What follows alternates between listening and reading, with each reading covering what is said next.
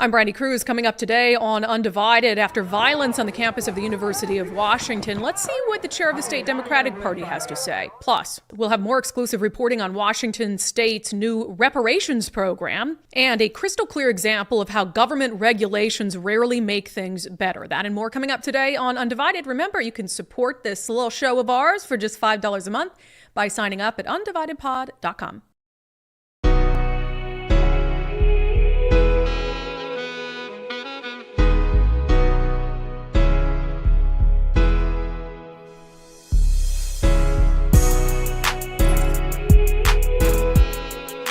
Hello and welcome to Undivided. Thank you for being here. Thank you so much for your commitment to giving common sense a comeback. I'm Brandi Kruse. Well, that took 48 hours for my prediction that there's going to be violence and bloodshed on our college campuses to come to fruition. And look, we know these things. It just baffles me. It baffles me how you could look at a scenario with the same protesters. And I'm not just talking about the same type of protesters, the same protesters who participated in CHOP, who've participated in all the violent civil unrest in Seattle for the better part of a decade. It baffles me how you could look at a situation where they're protesting again, and I use that phrase very loosely, where they're blocking Jewish students, blocking Jewish professors, having threats of violence, spray paint everywhere, death to fascists, like they even know what a fascist is. And that you could, and when I say you, I mean people like the chair of the state Democratic Party, Shasti Conrad, the governor, the attorney general, Bob Ferguson, that you could either look the other way entirely, stay silent, or like Shasti Conrad did, suggest that, oh, everything's peaceful and fine, and we proactively don't want police to mess with anything. It absolutely baffles me. And I actually let's start with the Cho video. So our friend Jonathan Cho was there yesterday. Charlie Kirk was on campus at the University of Washington. And we talked about this, how the Antifa types and the stranger were like, he can't come. Like he doesn't have a First Amendment right to be there because it would agitate them. Like you're on campus harassing Jewish people and students and staff and blocking people's right to move around freely in public places. And you're the one who wants to say that Charlie Kirk, because you don't agree with his politics, doesn't have a First Amendment right to be there. So there was the line was insane. I saw a video of the line that was like wrapped around to see Charlie Kirk, who's with Turning Point USA. He's a conservative commentator. And of course, Antifa was there. The little cosplay ninjas, and they're all black and their masks and their black umbrellas. And as Katie Davis Court, independent journalist, as she caught on video, it wasn't just that. They had a makeshift garbage can, would you call them? Blockers? Oh, which one? Are we going to do? Shields. Which one are you doing? Actually, sorry. Let's start with Jonathan Cho, because I want to talk about the seriousness of it. So Jonathan Cho's there. He's covering it. And he has security this time because he already was assaulted at UW. He was assaulted at UW over the weekend. He was filming. Somebody came up from behind him, ripped his phone out, and he had a big gash in his hand and a cut. So he ended up bringing security. Well, at some point, right when Jonathan got on scene, and I get it, Jonathan's in your face and all of this. It doesn't give anyone a right to assault him. And it certainly doesn't give anyone the right to assault his security guard. But there were some tensions as soon as Jonathan Cho got there where the Antifa types with their bullhorns were calling him out. They even had an umbrella and a sign that had his address, his home address on it, like as if that's not threatening. And then, as captured on video, a number of Antifa mob members jumped in at the same time and started beating up one of his security guards. Okay, now we got a real fight on our hands. You ready? Hey, get that on film. So Jonathan Cho's in the blue coat. You see them. Well, Jonathan's trying to run away. Come on, fat boy! You okay? We should call the cops. Umbrellas, right there. You see that broken umbrella? That whole mob there. That whole mob. Multiple witnesses. I'm just trying to be a journalist. I mean, we're trying to cover this event, and you have outside agitators like Antifa who are 40 years old, losers with no jobs. Go back to Reddit. Yeah. So his security guard, man, I feel bad for him. I mean, he's a big guy, right? But it was like you had all these Antifa, 4, 5, 6 of them just throwing haymakers at him at once. You saw he came out and he's got this big gash across his cheek. He's bleeding from the neck. Police and paramedics came. They tried to go after Jonathan Cho. Jonathan, I think, is able to hit one of them and break like a block they had and then takes off running, taunting them as he ran away, which I think in that situation, you've got to downplay things and just get out of there and make sure your security guard is safe. That's kind of a weird scenario. I mean, look, the dynamic between security guards and people who do what Jonathan do or who did, what I did when I was in the news, it's difficult. And you guys know what I went through during CHOP and the Summer of Love and being mobbed. I mean, my security guard disarming rioters of stolen police rifles. And I mean, it was a crazy, crazy summer. And these are crazy situations for any security personnel to be in. I mean, these types of security personnel, they're usually doing, executive protection and stuff like that. I mean, being in a melee at a riot's a much different thing. And so my heart absolutely goes out to that security guard who looks like, I mean, he was able to fend off like 6 people. Antifa, I know it's not the shock of the century. I don't think they're expert fighters by any sense, but still, he obviously was hurt pretty badly. So, later on in the evening, during the Charlie Kirk event, Katie Davis Court got a video of some of these dumb Antifa members with their little, what'd you call them, garbage can shields. It's just pathetic. God laid upon him the iniquity of all his people. God made him to be sin for us, who knew no sin, that we might be made the righteousness of God in him. I mean, do they take themselves seriously? I can't figure cool out. To carry garbage cans as shields. And then just I cannot figure out if they understand how dumb they look. I don't know. I guess it's creative.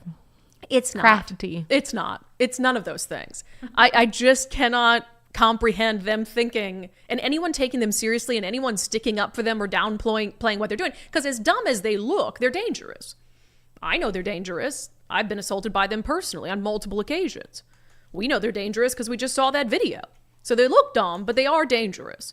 So that happened. I would say, like, for most of the day, there wasn't any concerns or anything like that. The Antifa types and the people there to see Charlie Kirk, and Charlie Kirk was able to go through with his event. I was glad the University of Washington didn't cancel it because I certainly thought that they would, because they're cowards. They're not going to get these anti-Jewish protesters off the campus, but Charlie Kirk's going to come here with his right-wing extremism, got to cancel him. But no, they let him do his event, and they had security there and police there, and I was very glad that was able to happen.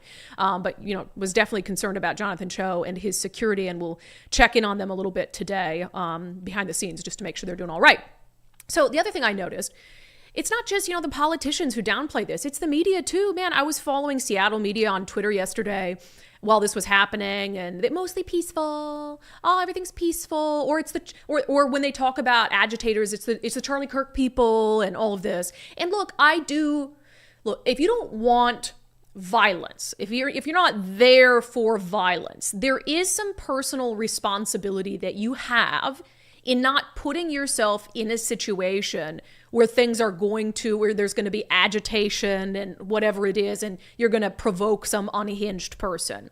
So when I see, groups this close shouting at each other, doing things, I'm like, you're just asking for this to create violence, because we already know that this crowd isn't adult enough to understand that people can have disagreements and you don't have to lose it and assault them or whatever it is. So I do think there's some personal responsibility and people fall short in that regard. But Nicole pulled together some headlines from our friends in the local news media. Let's read some of them, shall we? Fox 13, scuffle breaks out at University of Washington pro-Palestine protest. Yeah, I don't think someone getting beaten bloody is a scuffle. I don't think 5 or 6 people mobbing onto one person who's there as a security guard, beating them bloody is a scuffle. Call me crazy. If I was at Fox 13 still, I would never have allowed that headline. I would have called someone and been like, change that headline. Cairo 7, tensions escalate as protests at UW and in Bellevue continue. Tensions escalate. Como News, Charlie Kirk invites debate amid heightened tensions at University of Washington campus. King 5, University of Washington, quote, closely watching continued pro-Palestine encampment protests on campus. Cairo Radio, more aggressive stance taken at University of Washington encampment. Okay. My Northwest, Sound Transit UW station now open after closing due to protest. And I was reading all these headlines. And Nicole and I noticed one thing. The word they don't use, they never use? Antifa. They never just call, it's always like, oh, as a peaceful protest, or, you know, and they'll identify, oh, right-wingers or whatever it is. They never call them left-wingers. They never call them left-wing extremists. And they absolutely never use the word Antifa. And I'll get to this coming up in the show. Our daily subscriber show poll today was, why do you think that is? Why do you think the media is so hesitant to use the phrase Antifa? And so I'll get to that at questions and comments, but just sort of offering my views on it. You know, there's this segment of the left that's always said Antifa isn't a real thing. I think even Biden said that at one point. Like, oh, Antifa isn't like a real thing. And then some on the left will say, well, Antifa stands for anti-fascist, and being an anti-fascist isn't a bad thing. And, you know, there's this argument between whether you call them anarchists or whether you call them Antifa. So for me, in all my years covering protests in Seattle, Antifa, I don't believe you have to be a card-carrying member of Antifa, the Antifa Club. I don't believe that you have to go up to a journalist and identify yourself as, hi, I'm Antifa, in order for the media that has covered these things and knows what they're doing, to recognize you as a member of this Antifa movement. And it's not just the people who dress all in black, the cosplay ninjas who show up at all of these things. It's a behavior, it's the graffiti, it's the vandalism, it's the targets and all of that. So it's one of those things where you know it when you see it. You know it when you see it, you know it when you hear it. And the reason I like to use the phrase Antifa when it's fitting is because to me, that phrase connotates violent civil unrest. And it is much more pinpointed than calling them protesters. No, that's Antifa. And being called Antifa comes with all the history of what Antifa has done in this city and in this state. The firebombs at police precincts, the efforts to kill officers up at the East Precinct, the firebombs, rather, at the police union headquarters, vandalism and graffiti all through downtown Seattle for years and years and years, lighting police cars on fire. That's Antifa behavior. That's what Antifa does. So I'm going to call you Antifa when I see Antifa. And I'm not going to call you a protester, because it absolutely waters down who you are, what you're capable of, and what you've done. I will say there were some moments that I got a little joy out of in watching the videos and stuff from UW. We know across the country, frat boys are really stepping up to save America. You know, there was was it Ole Miss? I can't remember, where they saved the American flag from touching the ground as someone was trying to replace it with a pro-Palestine flag. Mm-hmm. And somebody did a GoFundMe to throw them a big kegger party and got like $250,000 or something like that.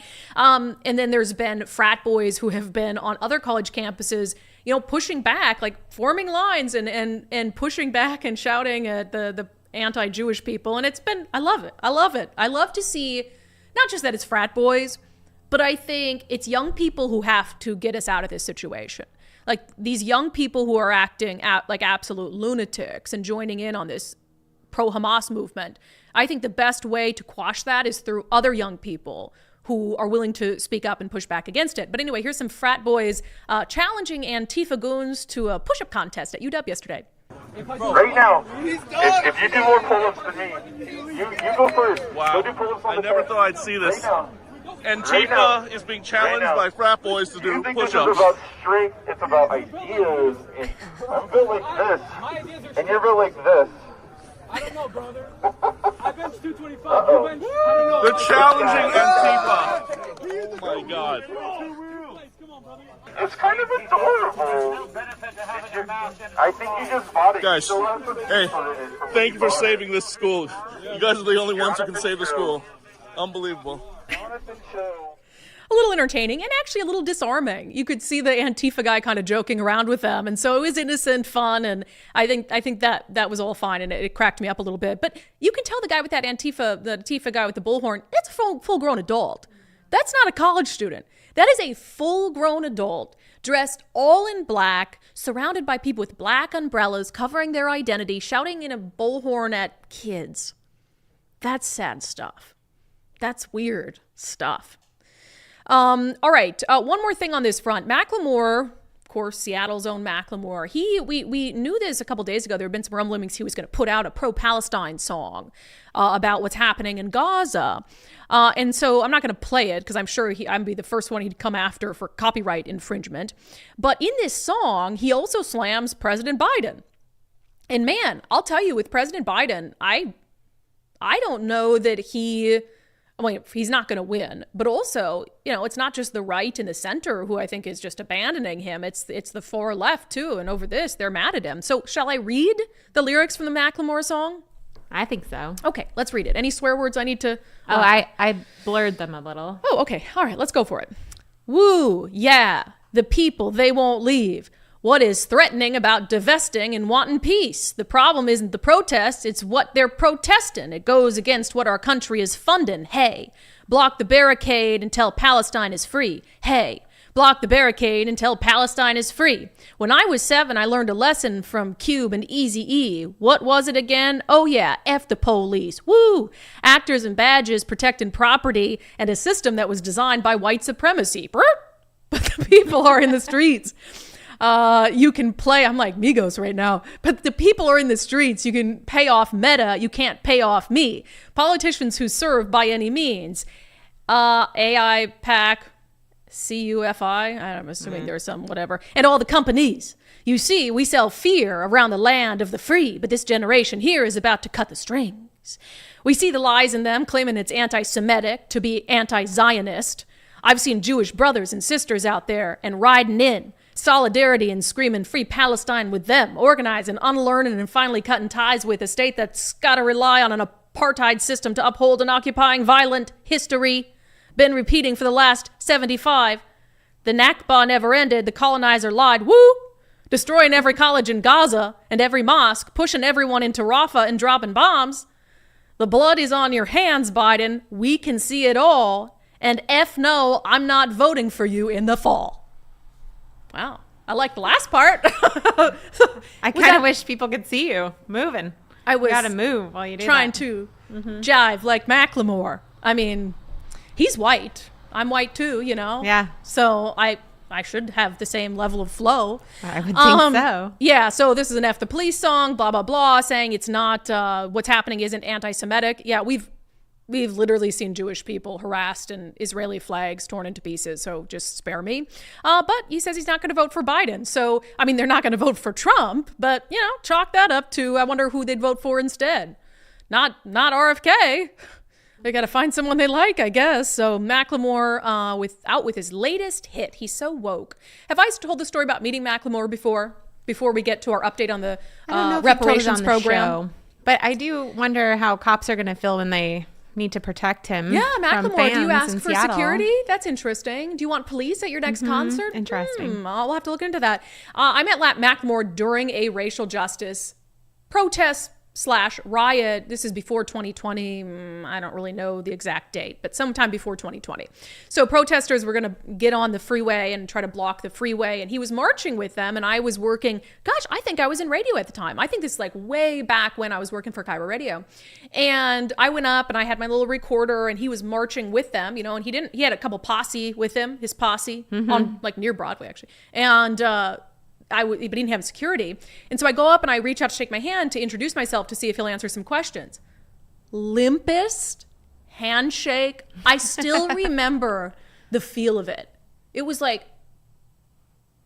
it was grotesque. You know that feeling when like you go to shake a man's hand and it's just like not as firm as you think it should be? And it was like, I know I'm talking firmness and limpness. I'm talking about handshake. But I was like, I was grossed out. It was that like rubbery. It was like that movie. What's the movie? The scary movie where he's like, take my small hand.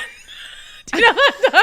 I don't even know. Should I know that movie? I don't watch scary movies. Some girl's falling out a window and there's this I'll weird look guy. if He's like, anybody take my knows. small hand, and it's just a little guy.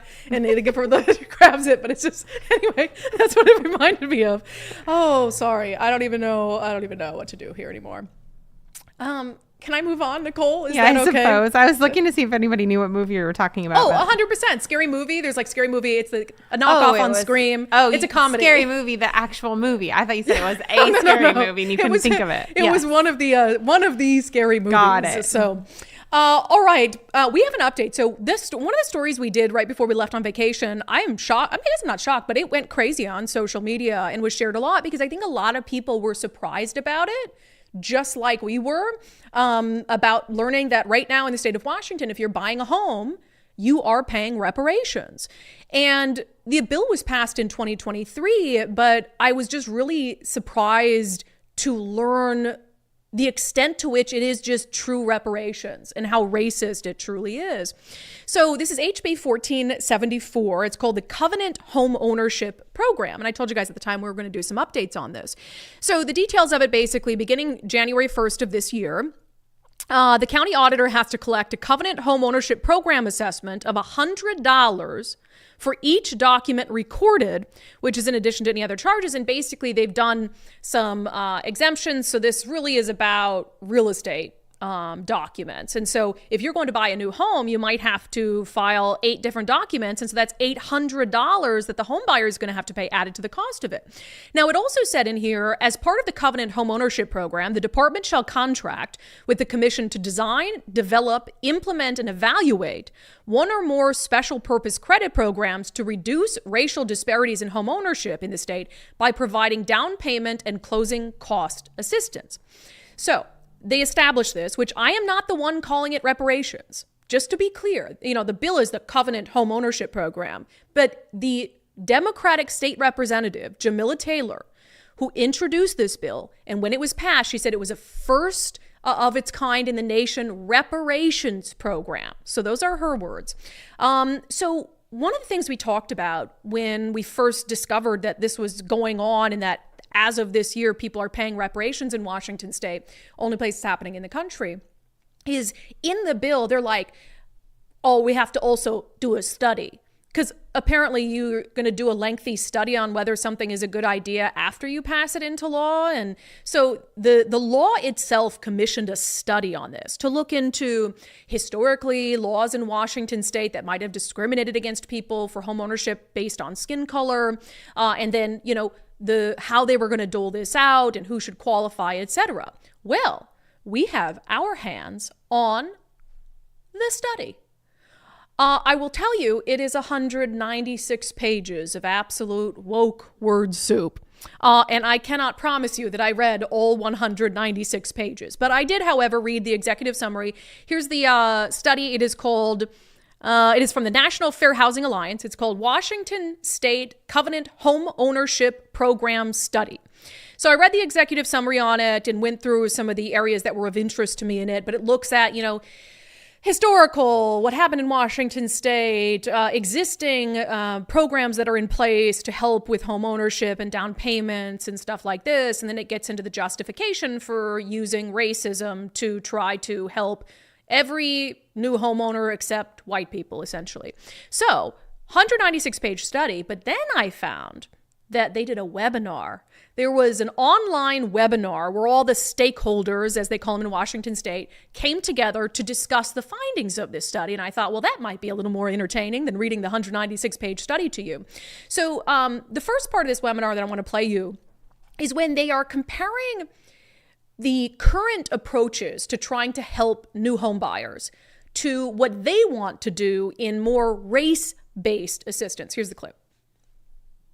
We found that the existing programs primarily use race-neutral approaches and primarily aid non-impacted residents. We also found that a race-conscious eligibility approach would be the most effective for reaching impacted residents. Interesting. So the current approaches, which are race-neutral, are not effective, and that the best method would be something like reparations, a race-based approach. So back into the study, I looked at where that information was coming from. What do they mean that the current approaches that are race-neutral aren't effective? And it had a lot of information on them in the study, and it went through individually some of the programs that exist in Washington state, but I couldn't help but, so before I looked, I was thinking, well, gosh, these programs we have in Washington state must not be helping anyone of color to get into home ownership. It must be really, really egregious and only helping white people. And they're like, well, what are we going to do about that? Why is that? But that's not the case. So take a look at this. So they looked at something called the home site programs. So it says the research team obtained loan records from HomeSite that included these loans to help first-time home buyers from October 2019 to November 2023. The data set includes 136 loans from the race-neutral statewide program. And then they compared it to loans from home sites' race-conscious program. So if you're not watching the show today and you're just listening, there's two graphs. The graph on the left has numbers for the race-neutral loan program. And the graph on the right has examples for what the outcomes are when you have a race-conscious loan, where you're making loans on the basis of skin color, which should be racist, but that's a whole nother conversation. What's interesting is on the left, it already, even in the race-neutral approach, 50% of the loans through that program are going to Black people. And about 20% are going to white people.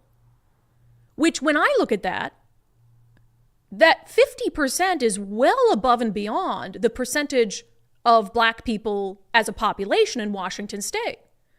So when I look at even the race-neutral loans, that white people are being disproportionately kept from getting them, if that's how we're looking at this, right? So even in the race-neutral, 50% of people getting the loans and getting help with loans are Black. And that's not enough? That's not enough to have 50% be Black? That you have to go to a race-conscious loan approach, which they say will result in more like 70% and of Black people getting help and virtually no white people? So what you want to do, and why you're saying that the race-based approach or the race-neutral approach doesn't work, is because too many white people are getting help by the race-neutral approach, even though it's a much smaller percentage than white people are of the general population? Help me understand that.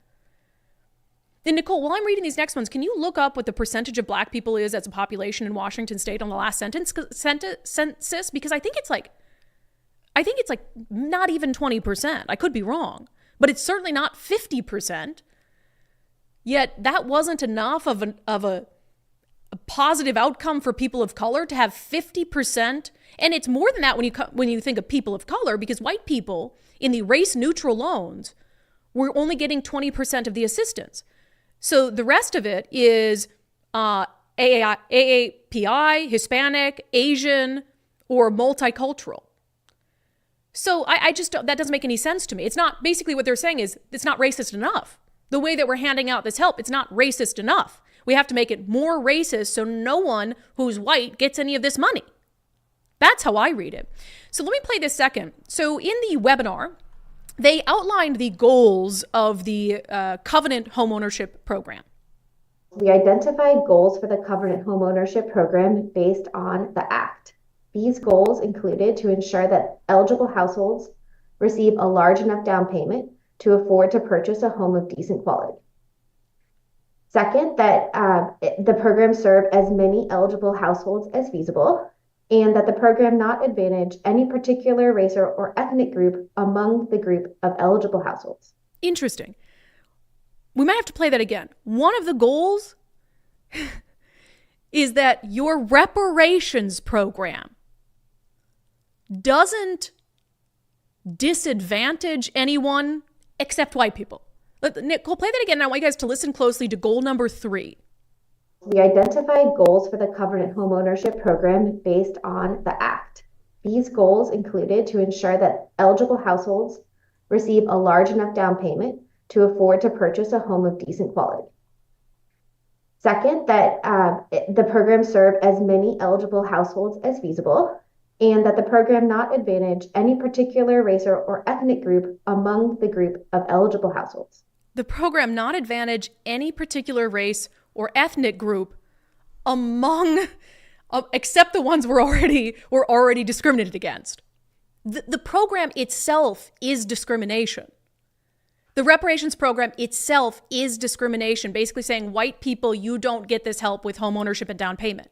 But then within that, they're like, well, within that, after we've discriminated against white people, we can't discriminate against anyone else. We need to make sure that the program's having equal outcomes for all these other people except white people. It's crazy. It's just as plain as day, right? All right, so let's keep going here. In reading the bill, one of the things that I raised concerns about when we first talked about this on the show is that the language of the bill, and which is now law, has left this reparations program very open-ended and subject to change at the whim of this government board of bureaucrats. So I want to read for you from the bill, because there's a commission that's going to control this program. It says the commission may adopt rules and shall adopt program policies as necessary to implement this section. Program rules or policies must include procedures and standards for extending credit under this special purpose credit program, blah, blah, blah, blah, blah. And it says the board of the commission may amend the special purpose credit program rules and policies. So it says, in response to a covenant homeownership program study evaluation of program efficacy, the board may amend the rules and policies. So my concern with that is that this leaves it open for this commission of just Democratic appointees to widen the scope of reparations beyond this narrow set of people who are 100% the area median income, had, are of color, aren't white, had people, at least a family member who lived in Washington state pre-1968, all this stuff. So the law gives the commission the ability to expand that based on this 196-page study. So based on the study and in watching the webinar, listen to one of the ways that they're already suggesting the law as written could be changed. Oh, Okay, this is my fault. Nicole, where is my clip? There it is. Okay. The Covenant Homeownership Act also limits eligibility to those with 100% of area median income or below. But many impacted residents with higher incomes could also benefit. Interesting. So they're saying, well, we've right now put this in place to help people who meet the qualifications, who are at 100% the area median income. But, as she says, people with higher incomes could also benefit. So I told you that's exactly what I said would happen. They set the law. They give a commission carte blanche to change the law based on this study from people who, and I love being preached to in this webinar by a white woman who's talking about how we need to be racist against white people in housing in order to make the situation worse. Worse, but better. So they're saying what they're going to do. They're going to expand the number of people who are eligible to participate in the program to people who are in higher income brackets. And you think they're going to stop there? No, they're just going to keep expanding it. They're going to keep expanding fees so they can get more money in, so they can dole more money out.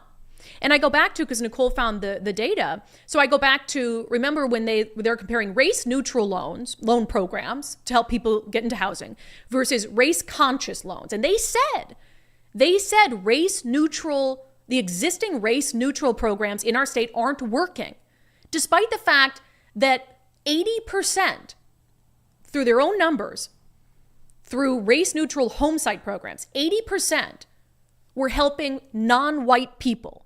That wasn't enough. 80%. And 50% went to black people. And I had Nicole pull the numbers. In Washington state, the latest numbers we have for racial composition, 3.85% black. 8.6% have more than one race. They could be part black or something. And white people account for 71% of our population. We're a very white state. Yet you're saying your existing programs that are benefiting black people at a rate of 50%, that isn't enough? That you have to push it even further? Help it make sense. Help it make sense. It's racism for no reason. I mean, there's never a good reason for racism. Mm-hmm.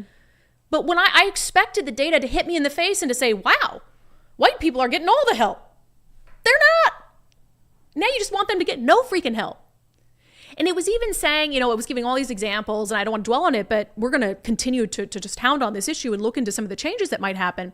It was even talking about, they never went into or explained why they didn't think that people of color were being helped enough by the existing homeownership programs. And they talked about the various types of existing homeownership programs that we have. One of them being, loans for veterans, for instance. And then another one they call sweat equity programs, where essentially you're expected to put in some sweat equity into building a home for yourself. And then you get help with down payment, loan, and all this stuff. So they never explained in all these various types of programs why they felt that a sufficient number of people of color weren't benefiting from them, which I think is troublesome. So anyway, little update for you. I'll just give you a timeline as well, just so you know where we're at with this program. So right now we're in the spring of 2024. Obviously, it was passed in May of 2023. So the study has been completed. The programs are being developed as we speak, because you're already, if you bought a new home, you're paying into this already. So you're already paying reparations if you bought a new home. So right now what they're doing is coming up with the exact sort of payouts, how that will work, how much money they're going to give people. And then in summer of 2024, the Covenant Homeownership Program will officially launch and funding will become available for first-time home buyers of color who qualify. And if you're white, you're SOL. I mean, it's really wild stuff. I'm not surprised, I guess, that story went so viral when we did it. And we just wanted to give you guys an update on how truly insane it is.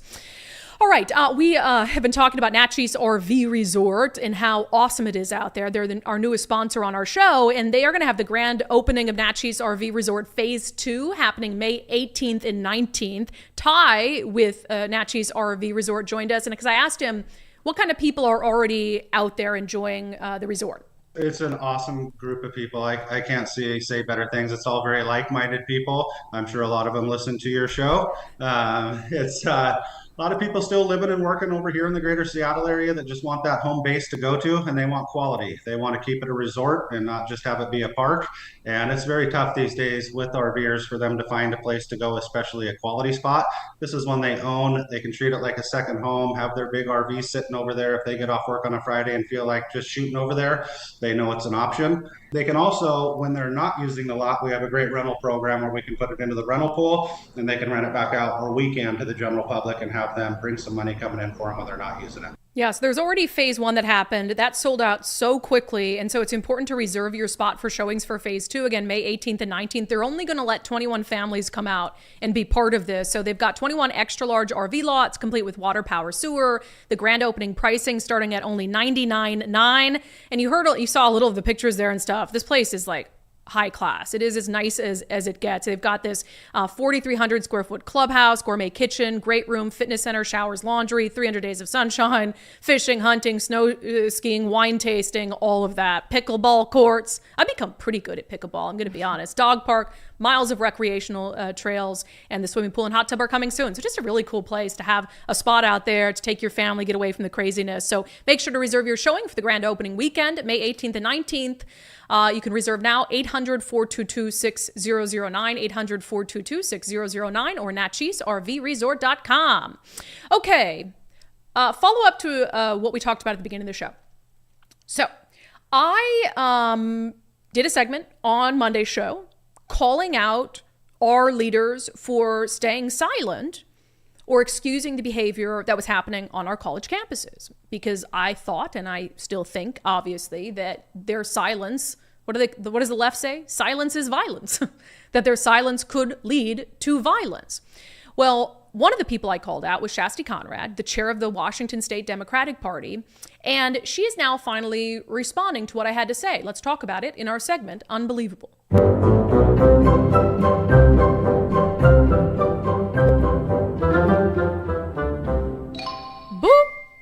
By responding to what I had to say, I really mean that she is blocking me on social media.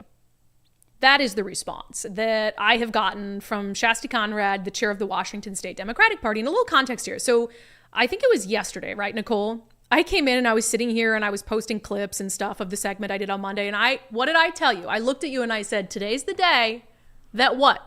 Shasti blocks me. 100%. I called it yesterday. I was like, today's the day that Shasti Conrad blocks me on social media. She's like a known blocker. She blocks everyone. I look in the comments, people are like, I can't see it. She's blocked. But for some reason, she hadn't blocked me yet, although we've been very critical of them. And I find it very interesting that that segment is the reason that after all how critical we've been of the Democratic Party and of Bob Ferguson and of them selling their endorsement, all the things we've done, it was this segment here, I'll play a clip of my Monday segment, that led Shasti Conrad to finally hit the block button. People are going to die. Students are going to die unless we put an end to this now. That's not a guess. That is based on the experience we have had with protests just like this one. We're seeing the same sorts of signs: increased agitation, increased confrontations, increased hate and vitriol and violence, the same sort of signs, increased lawlessness that led to deaths at CHOP. And if you don't believe it's going to happen on our college campuses, you are very, very wrong. And people like Shasti Conrad will be the ones left with blood on their hands. So all the things I've said critical of the state Democratic Party, as a journalist, as a commentator, that's the segment that led the chair of the Washington State Democratic Party, Shasti Conrad, to block me on social media. And I'm thinking, what was it? You know, was it the fact that she thought it, did she think it was unfair? Did she think it was too harsh? Or did she know, in light of what we saw happen yesterday, that I was right, that I am right, and she is wrong, and there is no excuse. There is no excuse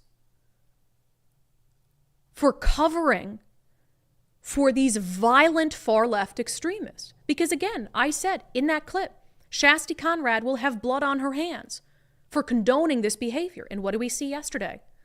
Well, we saw very real blood. You okay? We should call the cops. Very real blood. And yes, I do blame people like Shasti Conrad. When you're in a position of power and authority, and you decide that you're going to excuse violent behavior, you're going to excuse dangerous behavior because it's people who align with your political ideology. And remember, the Washington State Democratic Party, the Central Committee, put out an official statement in solidarity with Palestine. This is their position. Those protesters there are representing their position. And so that's why they're condoning their behavior, when they would never condone anti-Semitism from the right wing. And now there is blood on her hands. And rather than face that, rather than fess up to it, she takes the coward's way out. She doesn't want to hear the criticism. She doesn't want to see the criticism. She wants to stay in her silo, in her echo chamber, and believe that she is right. So she blocks anyone who disagrees with her. And that is the Washington State Democratic Party in a nutshell. Truly, truly unbelievable. If you're thinking about selling your home in 2024 and you know that you need to make some upgrades to it, talk to our friend Wes Jones with sellwithwes.com. That process can take a few weeks, it can even take a few months, depending on how much work needs to get done to your home. And so if you want to hit the market when it's most advantageous, maybe when the Fed drops interest rates, you need to do some of that work right now. And Wes does believe that at some point this year, the Fed is going to drop interest rates. And we actually got a chance yesterday to talk to Bryce and Carla, and I just loved them. So Bryce and Carla moved from Washington State. They're now retired down in Florida, and they took our advice on the show. They had to sell their home to move to Florida. It needed some work on it. And Wes Jones came in, and I really liked what Carla had to say about her interaction with Wes. Just very detail oriented and never put down our property, because you could hear I-90 from our property, and it wasn't the most feng shui, yummy piece of property, and our furniture never showed our house well, our own personal furniture. But he was like, oh yeah, he could see in his mind, this will show after the paint and the staging, this will be a premium property. He could see that, and he didn't let us feel like it was a subpar home the way it was, you know. And others were like, oh, we're gonna have to put a water feature on that deck because that noise. And I'm like, sorry, you know. Yeah, and I like that. I was like, I like that he doesn't go into a home he knows needs some updates and be like, this looks like crap, we got to fix this. No, he understands that that's your home, that you value it, that maybe there's some tweaks that need to be made for it to sell better. This is what he's really, really good at. And you know what? They sold their home over list price in just 7 days. Even, it was in January, even with the interest rates the way that they are. So if you're in the market to sell your home, do what Bryce and Carla did. Contact our friend Wes Jones at sellwithwes.com. Sellwithwes.com, a better way to sell your home. Nicole, you were over there giggling. Why? Why are you giggling? I just think it's funny. And that I like the way she says water. Oh, water. Water? Fountain. You need to put Why a are you making water fun feature. of Carla's accent? No, I love it. I love an accent. Yeah, somebody We're came so in, boring around They did here. this like the little like comparison, like a chart comparing 4 real estate agents. They could decide on the best one, and like one of them came in and said that they needed to put a water feature on their deck, and she's like, okay, which I kind of think is funny. Water feature, like what? Yeah, waterfall. Yeah, little bird bath. Yeah, I mean, but can you imagine saying "ugh" as soon as you walked in the house? Yeah, like no. we needed to do something about that. Even this place, when we got it, we were like, oh, I will say, I'll show you guys before and after pictures. But Wes was here every step of the way. Like Wes, just because you know he advertises on our show and we become close with him. He didn't even we didn't even ask him to. No, he saw the potential. He'd be like, oh hey, you know, I'm gonna help you find this, and he found it, and he didn't come in and poo it, and he saw our potential, and now look at it. Which we'll show you guys. It's not done. When it's done, I'm going to show you before and after pictures because you'll be like, holy moly. Once our we did a number. Gets here. We did a number on this place. Anyway, let's get to some national news. This is one of the best examples I've ever seen of how government regulation just ruins everything. It just ruins everything. Look, I understand that some things need to be regulated, that some industries need to be regulated. I'm not saying they don't. I mean, look at Boeing and, you know, airplanes out of the sky and doors falling off. Like, you need some regulations there, right? But when it comes to small business and the economy, Democrats in particular, really, because they're just into overregulation, so much of what they do, the potential consequences of it are so obvious. They're so obvious. And they do it anyway. And people with common sense warn them like, hey, if you do that, this is what's going to happen.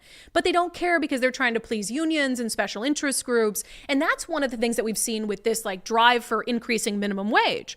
You know, I think really in Washington state, before most of the country this started, but of course, California, you have some of the highest minimum wages in the country. So what were the arguments? When the minimum wage thing was happening in Seattle and elsewhere, what's the argument against jacking up minimum wage like $4 or $5 an hour? It's that, okay, well, I'm going to have to cut, you might raise the wage, but that doesn't mean I'm making more money as a business. So I'm going to have to cut somewhere. I might have to just let people go. I can't afford to have you here. So now instead of having a job at $13 an hour, you have no job. Or you have to cut their hours. So you're not going to make any more money. I just have to cut your hours. So you're not going to be full-time or whatever it is. Or where you can, there's going to be automation. We can't afford to have people working. So how can we automate this? So now you have jobs completely taken out of the labor market that human beings aren't doing anymore. And that's one of the reasons you've seen this rise in self-checkouts. It's because the wages have gone so high that grocery stores, hell, if I could put a machine there and people can check themselves out and I can just have one employee standing there monitoring it, monitoring 6, 7 self-checkouts as opposed to 7 people out there monitoring it, why would I not do that? Instead of paying $20 an hour in some instances. So places like California, Washington state, they saw the minimum wage go up and now they're seeing the very consequences that people warned them about the entire time. And so now they're trying to regulate their way out of the consequences that they created. So here's a story out of California. There is, get this, God, this is crazy. There is a bill out of California that would force some stores to close their self-checkout lanes. Think about that. Think about that. It's known as SB 1446. It would prohibit grocery or retail drugstores from offering self-checkout options unless there's like specific conditions that they would have to meet. And one of the things they're saying, oh, this will help reduce shoplifting. You know, because people go there and they check themselves out and they steal stuff. So now the government's acting like, oh, we're doing this to help businesses combat shoplifting. You mean the shoplifting crime crisis you created with your soft on crime policies? So now you have stores that turn to self-checkout because the wages had gotten too high. So you regulated them and you regulated people out of jobs. And now you want to regulate the businesses to take away the only option they had as an alternative to paying someone a wage they couldn't afford. So what does the government think will happen? They did that because they can't afford to have a person manning each and every one of those grocery store checkouts. So if you're going to make them do away with it, what is the alternative? I mean, you got to have an AI or a robot or something like, meh. Would a robot be self-checkout? I don't think so. As long as a robot's checking you out. Well, Hell no. I think you have to have somebody else there. I believe that would probably count as a machine checking you out. Yeah. It says experts say the bill could result in more stores moving away from the technology, which aims to reduce labor costs. Mm-hmm. Yeah, because you increase the cost of their labor. It's really insane to me. Let's see. And then, we have this in Seattle right now. This from Como News. King County Council considers increasing the minimum wage to more than $20 an hour.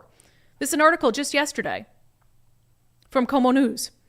If you have more than 500 workers, your minimum wage would have to be $20.29. If you have 15 to 500 workers, $18.29. Under 15 workers, $17.29.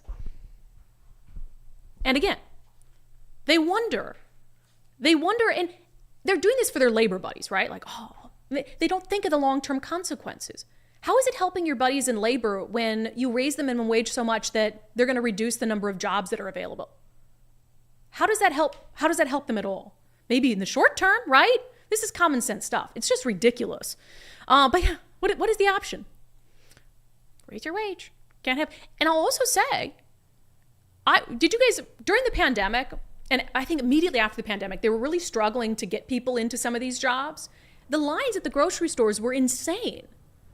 So can you imagine if they take away the self-checkout option?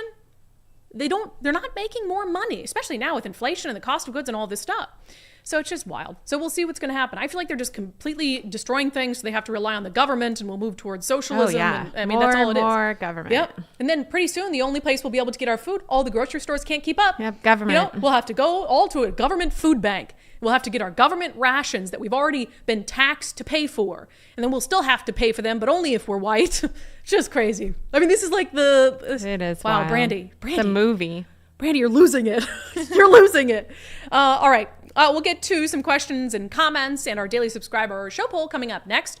First, our friend Zach Abraham with Bulwark Capital. We talk to him every week. We'll have him on the show tomorrow. Last time we chatted with him about what's happening with youth in our country. None of them seem to want to be productive, functioning members of society.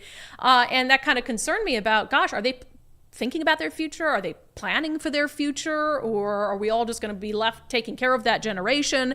And that Zach had some strong opinions on that.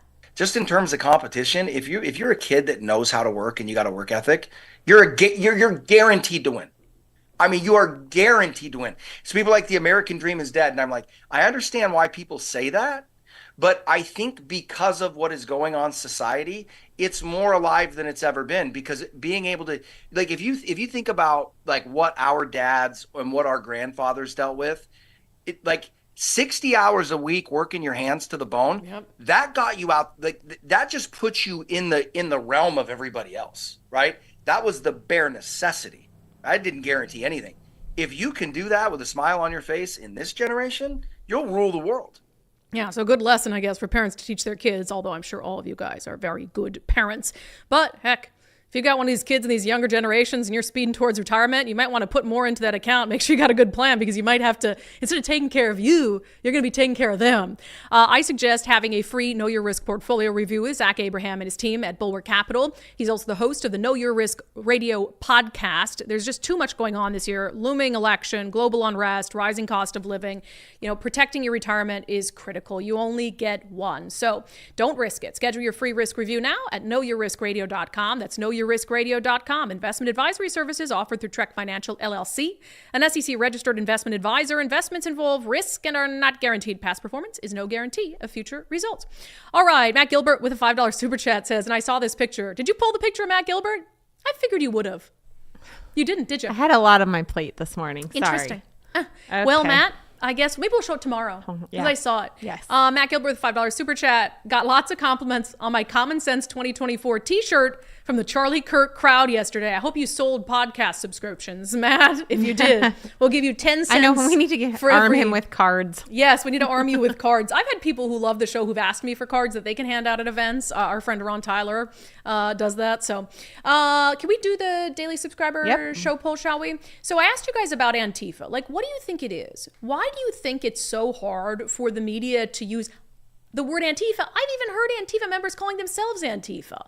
And then you got people who say they don't exist. So that was my daily show poll question. Why do you believe media outlets are so hesitant to use the word Antifa to describe certain groups of protesters? A, it's hard to know which protesters are actually Antifa.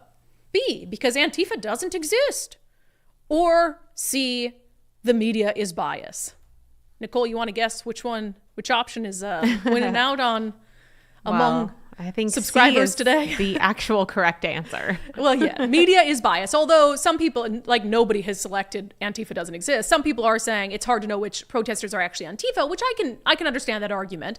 But the media is bias is definitely one of the options. And do they? I also don't even know if they stay on top of it enough to realize that these people aren't just joining the protest. It's a whole nother thing. They don't care what they're there for. They're just there for the crowds. Right. They're there to cause trouble. Matthew Cook on Locals says it would force the media to acknowledge there are radicals on the left breaking the law and engaging in acts of intimidation. And again, that to me, it's about their actions, right? It's their actions that are a part of what makes them Antifa, and their actions and the motivation behind their actions. Slim McFatty says some protesters are hijacking causes and protests to promote chaos and dissent among peaceful protests. 100%. That happens all the time. Brandi Davis says, to be honest, I've heard so many different definitions of what Antifa is. I have no idea which one is accurate. LOL. Let's see here. Adorable, deplorable. There used to be this really cool political commentator at Q13 who would have no problem calling them Antifa. What was her name? Brenda, Mandy, Kruse something? IDK. Sometimes I miss that job just so I could be a sane voice in the mainstream media, but there's only so much sanity you can bring to the table in that role. Stacy says, because the media is told not to. And I think that's partly true. One of the things I used to tell our producers is if you don't know what to call them, describe their behavior. Because we always had this disagreement between are they protesters, are they rioters? And that's what I told the younger producers. If you don't know what to say, just describe the behavior. You had people who were, they were burning police cars, they were doing this, and then you don't have to label them. You can just tell people exactly what they were doing, and then people will make their own determination about who they are or how they should be labeled, which I always thought was a good bit of advice because I'm so wise after all. B. Larson, most of them don't even know what the protest is about. They're just looking for any reason to show up and break shit. Mario Lotmore. Hi, Mario, our friend with the Linwood Times. UW will eventually be sued for millions of dollars when someone gets hurt. Yeah, heck, if I were Cho, I'd be over there suing them. Sharon Barber, please, Macklemore no more. That's creative. Very nice. On reparations, Crafty Grandma says, so does everyone need to provide DNA results to be able to not have those extra charges added to their closing costs? Well, that's kind of the weird thing about it is there is no exemption from the closing costs.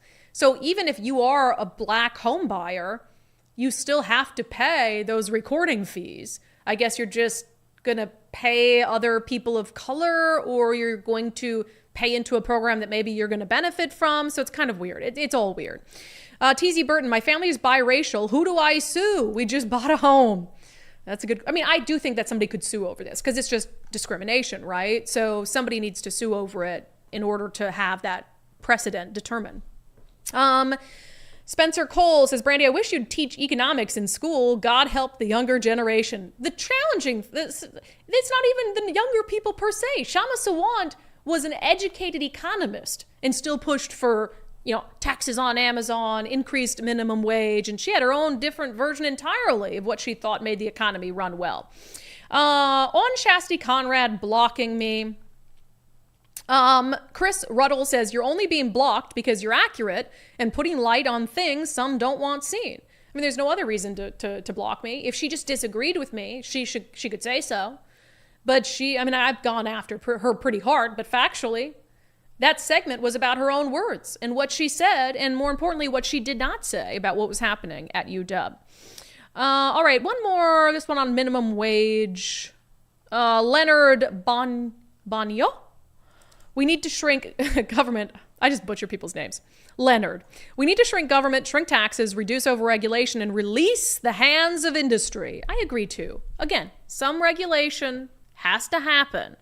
Obviously, that's not what we're saying, but this kind of overregulation is just insane. Deanna Sanderson, blocked by Shasti, wear it as a badge of honor and common sense. Oh, I shall. And here you go. Here you go. Ready? Yeah. There you go. Oh, there's Matt in his common sense shirt. Looking good, buddy. Looking good. Although you're covering it up kind of with a jacket. You're covering it was a warm day. What are you doing, Matt? The brand, Mac. No, I'm just kidding. All right, before we get to our closing sanity check, I've encouraged you guys, especially now, we have a story coming up this Sunday actually about small businesses and some of the pain that they're going through with insurance rates. God forbid you file even the smallest claim and you could have a carrier drop you. You could have your rates doubled. We've heard stories about that. That's why I recommend having someone on your side, a local company that's been doing this for a long time, First Mark Insurance. I took the First Mark Challenge a year ago. Now, not only are Mike and I members of the First Mark family, but the Undivided podcast is also insured through First Mark and their vast array of carriers. They can, and I think that's the thing is like, man, I can't even imagine going out there and trying to find the kind of business insurance I needed on my own. To have First Mark do it and do it for free. You never pay First Mark a dime. It's just, I keep saying it. It is common sense. It is a no-brainer to give First Mark a call and take the First Mark Challenge.